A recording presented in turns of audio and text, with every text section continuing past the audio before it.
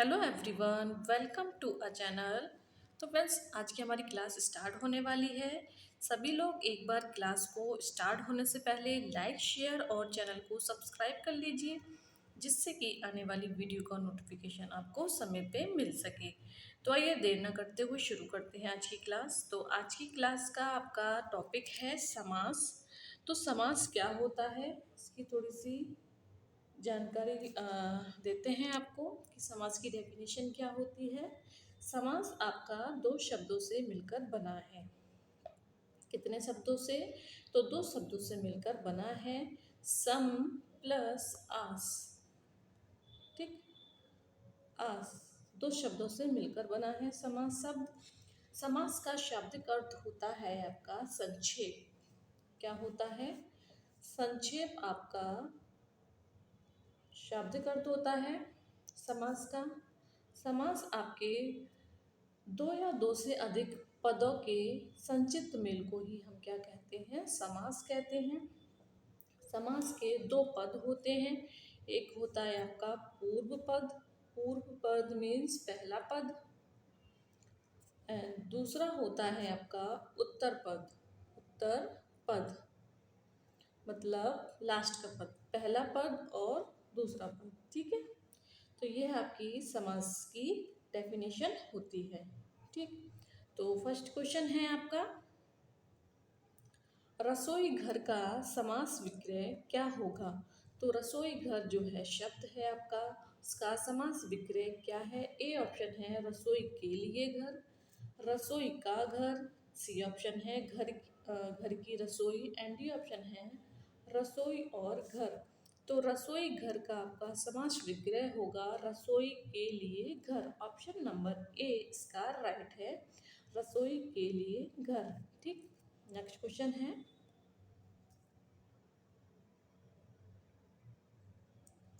किस शब्द में तत्पुरुष समास नहीं है? तो कौन सा शब्द है जिसमें तत्पुरुष समास आपका नहीं है? ए ऑप्शन है आपका विश्वविख्यात। बी ऑप्शन है आश्चर्यचकित। सी ऑप्शन है विषधारी। डी ऑप्शन है हिमपात। तो आपका है विषधारी शब्द जिसमें तत्पुरुष समास नहीं है, जबकि विश्वविख्यात, आश्चर्यचकित एंड हिमपात में आपका तत्पुरुष समास है। तत्पुरुष समास इन तीनों शब्द में है, विषधारी में आपका तत्पुरुष समास नहीं है।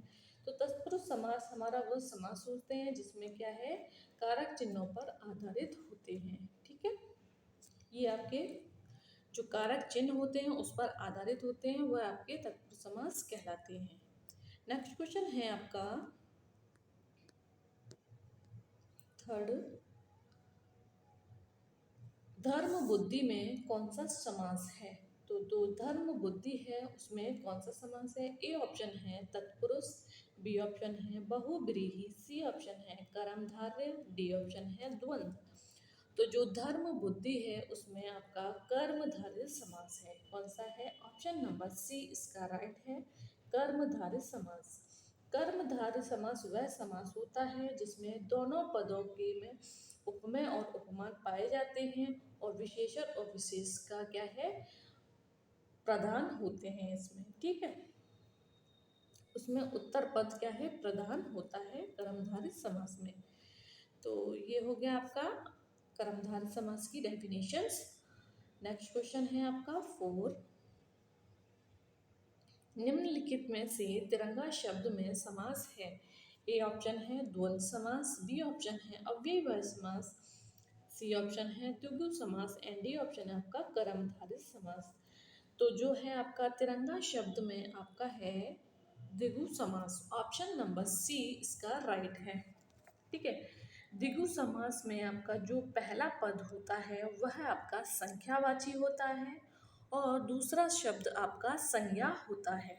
ठीक है, पहला शब्द आपका संख्यावाची होता है, दूसरा आपका संज्ञा शब्द होता है। तो यह द्विगु समास की आपकी डेफिनेशन होती है। क्लियर हुई होगी। जैसे कि तिरंगा, तिरंगा दिया है, इसमें तीन रंगों का क्या है, तीन रंगों वाला ध्वज जिसकी बात हो रही है हमारे भारतीय ध्वज की बात हो रही है। तो तीन क्या है, रंग है, जिसमें तीन क्या हो गया आपका, संख्या हो गया, और रंग क्या है आपका, उसके गुण बता रहा है, संज्ञा हो गया, कैसा है, तीन रंगों वाला है। ठीक है। नेक्स्ट क्वेश्चन है आपका,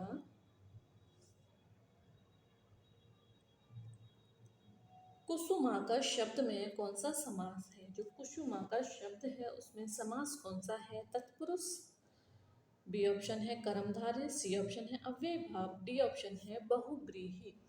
तो जो कुसुमाकर शब्द है उसमें आपका बहुव्रीहि समास है। ऑप्शन नंबर डी इसका राइट है, बहुव्रीहि समास। ठीक है। बहुव्रीहि समास इसमें हो जाता है। कुसुमार का जो है आपका समास विग्रह क्या होगा, तो ये होगा आपका फूलों का बगीचा या फूलों का खा जाना। ठीक है। बहुव्रीहि समास में वो होते हैं, दोनों पद क्या है, अप्रधान होते हैं। यह आपके तीसरे जो आपका तीसरा जो पद होता है उसकी ओर क्या है, संकेत करते हैं। दोनों पद क्या है, अप्रधान होते हैं, किसी तीसरे की ओर क्या करते हैं, इशारा करते हैं या संकेत करते हैं, वह बहुव्रीहि समास कहलाते हैं। ठीक। नेक्स्ट क्वेश्चन है आपका, लाभ हानि में कौन सा समास है। तो लाभ हानि में आपका कौन सा समास है, ए ऑप्शन है तत्पुरुष समास, बी ऑप्शन है द्विगु समास, सी ऑप्शन है बहुव्रीहि एंड डी ऑप्शन है द्वंद्व। तो लाभ हानि में आपका द्वंद्व समास है। ऑप्शन नंबर डी इसका राइट है, द्वंद्व समास।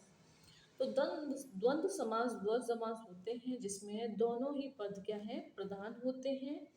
इनमें और अथवा का प्रयोग होता है, या फिर जो है आपका योजक चिन्ह का प्रयोग होता है, वह आपके द्वंद्व समास कहलाते हैं। नेक्स्ट क्वेश्चन है आपका 7, निम्नलिखित में से कठपुतली शब्द में कौन सा समास है। ए ऑप्शन है संबंध तत्पुरुष, बी ऑप्शन है संप्रदान, सी ऑप्शन है अधिकरण तत्पुरुष एंड डी ऑप्शन है आपका कर्म तत्पुरुष। तो कठपुतली आपका दो शब्दों से मिलकर बना है, काठ प्लस पुतली। काठ प्लस पुतली दो शब्दों से मिलकर बना है आपका कठपुतली शब्द, जिसका समास विग्रह होगा काठ की पुतली। क्या होगा, काठ की पुतली। काठ की पुतली ये आपका समास विग्रह होगा कठपुतली का। जो की है वह आपका क्या है, संबंध तत्पुरुष कहलाता है। संबंध तत्पुरुष में प्रयोग होते हैं आपके का, की, के, ना, नी, रे, रा, री, रे, ये आपके संबंध में शुरू आपके प्रयोग होते हैं। तो ऑप्शन नंबर ए इसका राइट है, संबंध तत्पुरुष। ठीक है। नेक्स्ट क्वेश्चन है आपका 8, ऋण मुक्त शब्द में कौन सा समास है। ऋण मुक्त शब्द में कौन सा समास है। ए ऑप्शन है संबंध तत्पुरुष, बी ऑप्शन है संप्रदान तत्पुरुष, सी ऑप्शन है अधिकरण तत्पुरुष एंड डी ऑप्शन है आपका अपादान तत्पुरुष। तो ऋण मुक्त में आपका है अपादान तत्पुरुष। ऑप्शन नंबर डी इसका राइट है, अपादान तत्पुरुष। अपादान तत्पुरुष में अलग होने के अर्थ में प्रयोग किया जाता है। ठीक है। तो इसका समास विग्रह होगा आपका ऋण से मुक्त। ऑप्शन नंबर डी इसका राइट है, अपादान। नेक्स्ट क्वेश्चन है आपका 9, निधड़क शब्द में कौन सा समास है। तो निधड़क शब्द में आपका कौन से समास है। ए ऑप्शन है अव्ययभाव, बी ऑप्शन है आपका द्विगु समास, सी ऑप्शन है तत्पुरुष एंड डी ऑप्शन है आपका द्वंद्व। तो निधड़क में आपका अव्ययभाव समास है। ऑप्शन नंबर ए इसका राइट है। ठीक है। नी आपका क्या हो जाता है, उपसर्ग हो जाता है। ये आपका क्या है, अव्यय भी कहलाता है। जो उपसर्ग होते हैं वही आपके अव्यय कहलाते हैं।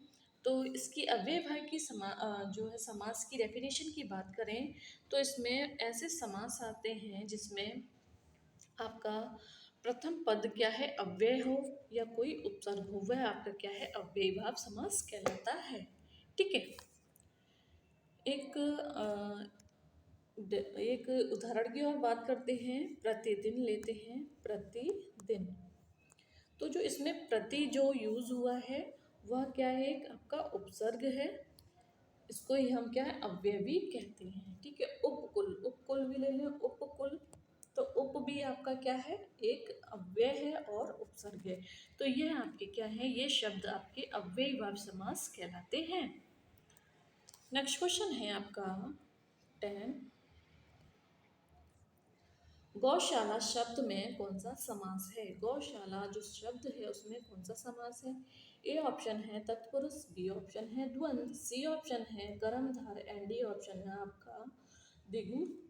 तो ऑप्शन नंबर इसका आ जाता है आपका ए, तत्पुरुष। गौशाला में तत्पुरुष समास है। इसका विग्रह करें तो विग्रह क्या होगा, गौ के लिए शाला।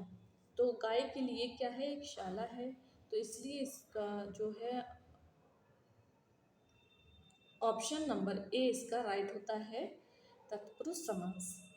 के लिए है तो संप्रदान, संप्रदान तत्पुरुष कहलाता है। क्या कहलाता है, संप्रदान प्रदान तत्पुरुष कहलाएगा। ये आपका के लिए यूज हुआ है। इसका विग्रह जो है गौ के लिए शाला। ठीक।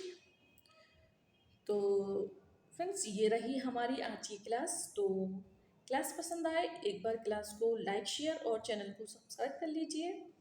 तो मिलते हैं नेक्स्ट वीडियो में, तब तक के लिए बाय बाय। जय हिंद, जय भारत।